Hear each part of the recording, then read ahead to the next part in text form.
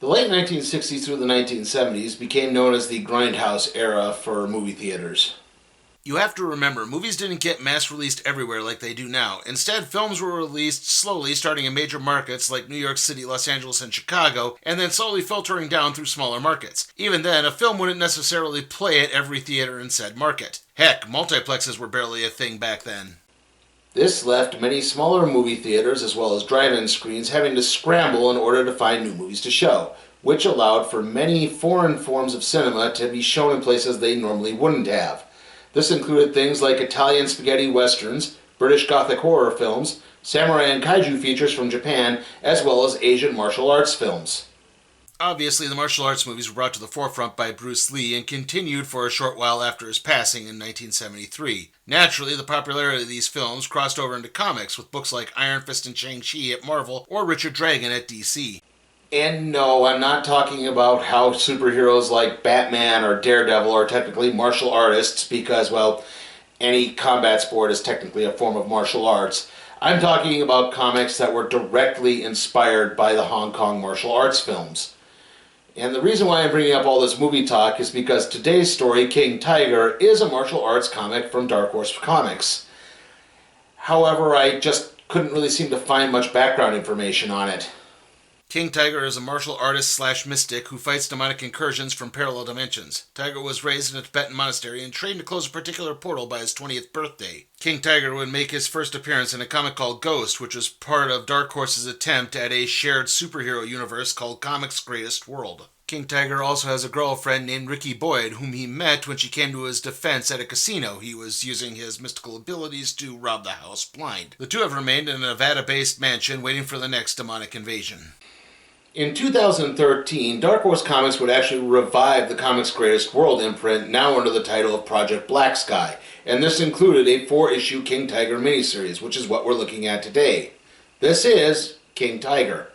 Afghan war veteran Milo Sturgis makes his way through the Nevada desert. He's been haunted by the war to the point of suicide. A passing motorist named Steve picks Milo up. It turns out both men are on their way to see King Tiger. Steve about a job as an assistant and Milo for spiritual healing. However, all of that changes when Steve spots something with Milo, boots him out of the car, and speeds off. Milo goes to the front door of Tiger's estate, where Ricky and Tiger greet him, also spotting that a large entity has grafted onto Milo. Tiger acts quickly, knocking Milo out and ordering Ricky to fetch someone else. Hours later, Milo comes to and Tiger explains that the sucker punch temporarily shooed the demon away. Milo explains that his feelings go back to the war, during an incident where he had gotten separated from his squad while investigating a small cave. He was attacked from behind, resulting in a large scar appearing on his back. Milo spun around and opened fire on his attacker, a gaunt, pale individual, who then proceeded to vanish into a cloud of dust. Milo is then interrupted by the arrival of King Tiger's uncle, Lookfar. Lookfar is a Native American Vietnam veteran who has acted as King Tiger's adopted uncle. Unfortunately, that's about all I could really turn up, as he hasn't popped up before, I think. Milo concludes his story with his rescue and eventual psych discharge. Tiger and Lookfar hypothesize that the demon is a jinn who had long possessed an Afghan local and was now looking for a new host. The only way for the jinn to fully cross over into the mortal plane is for Milo to die. Milo is still skeptical, so Tiger convinces him by showing the demon's reflection in a special mirror. Terrified, Milo runs off, inadvertently knocking Ricky unconscious along the way. Lookfar tends to Ricky as Tiger unsheaths a special blade and pursues Milo up a set of stairs. At the top of the stairs, Milo opens a doorway that appears to lead to another dimension. The Jinn is able to physically manifest in this realm called the Hub of the Universes. King Tiger enters the hub and confronts the Jinn with his knife, which is now powerless. Just as it appears the Jinn might win, Milo picks up the knife and plunges it into the demon's back. Milo and Tiger then make their way out through the door, and afterwards Tiger explains that the doorway leads to multiple dimensions, and they could just sever the connection to the hub, forever trapping the Jinn in that realm. Tiger then offers Milo the assistant's job, as the guy who was supposed to interview never showed up. As all of this is happening, a woman exits the casino in Hoyo Grande, Nevada. It's there that she's jumped by a group of thugs and dragged off in a van. She is the 17th abductee by this group, who have been hired to capture 20 individuals. Except there are 3 thugs, which makes it even 20, so the trio's employers grab them as well. Back at the estate, Tiger gives Milo a tutorial on the various weapons that they will use when they're out demon hunting. The weapons are magical, but only when Tiger wields them. They then prepare to sit down to dinner with Ricky when Tiger gets a call. It's an old client who works with the Bureau of Land Management who has come across a more serious problem. Tiger and Milo then leave in a jeep. No, your eyes aren't fooling you. All of King Tiger's vehicles are pink because that's what Ricky wanted them to be. Tiger and Milo arrive at the meeting point only to discover that Mercury, the client, is one of the 20 abductees. The call was a setup to lure Tiger out to a gasoline-soaked circle of people. Tiger recognizes the formation as flaming arrows are fired, killing all of the abductees and unleashing a large fire monster. Tiger and Milo try to get away only to be halted by the abductors who reveal their demonic forms. Tiger etches a dusty symbol into the Jeep's dash, causing the vehicle to levitate. Tiger then explains to Milo that the giant monster was summoned with blood magic and the only person capable of using such magic is none other than King Tiger's father. The two return to fill Ricky in on everything and she's confused as Tiger's father is supposed to be dead. Before Tiger can explain anything, there's an explosion. The other creatures at the side of King Tiger's father, or Dragon as he refers to himself, are in fact Tiger's siblings. It turns out that Tiger is the product of a union between a human and a demon, with his mother being a demon and his father being a human. And the more children that the couple produced caused Dragon's body to be slowly disfigured over time. Tiger is the most human-looking child the couple produced, and Tiger's death is supposed to allow his demonic mother to cross over into our world.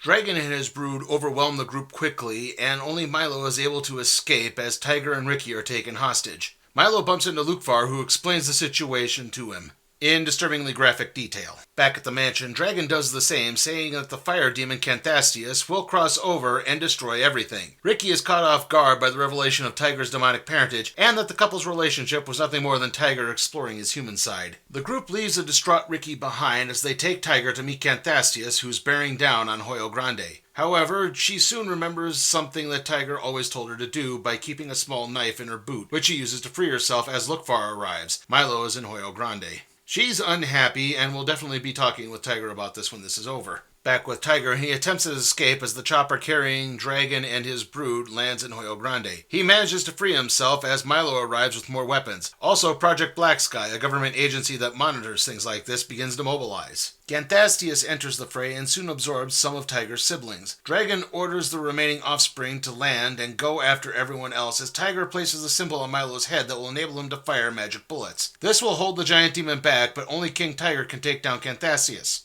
After all, she's his mother. Oh, don't look so shocked. Why else would Dragon have needed King Tiger to witness that summoning ritual?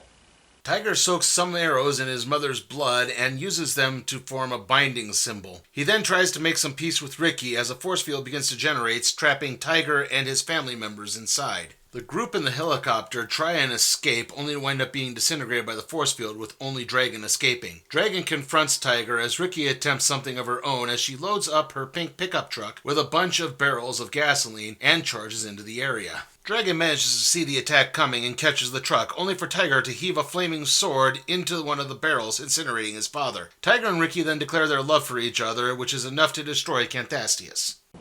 Well, that was anticlimactic. Afterwards, Tiger explains what happened was an inverse of his parents' relationship. His love for Ricky allowed for his human side to become more powerful than his demon side. He admits to not thinking of this earlier because he's an idiot as the group heads home. And that concludes King Tiger. How was it? Well, on the plus side, I do find the characters to be rather intriguing, and I kind of want to learn a little bit more about them. And I think the artwork from Doug Whately is really well done. I think it's top-notch and really enjoyable, especially in the action sequences. That being said, this story is very poorly paced, and it gets really muddled. I mean, the constant, it seems kind of rushed in its storytelling. Like, they're introducing some of these characters, but then they immediately go into the bigger narrative part of it, and it just doesn't seem to work.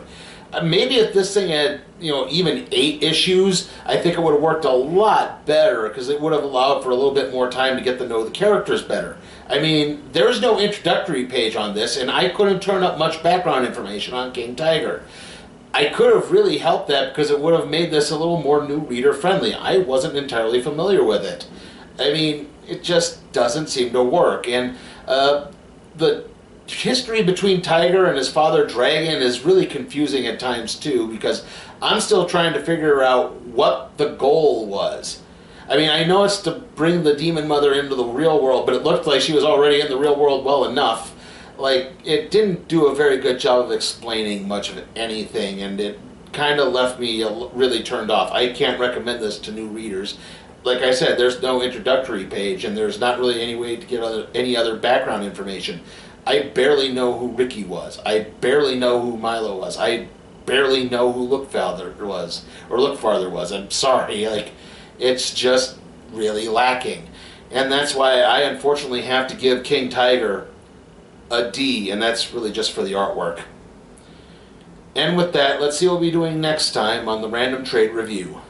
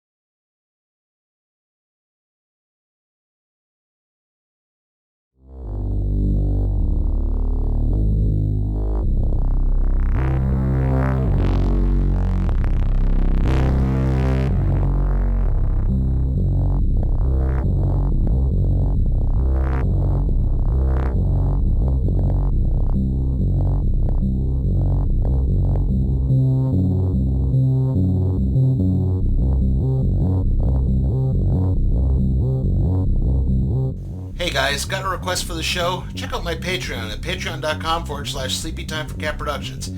And if you like the video, give it a like, share it, subscribe, and ring that notification bell.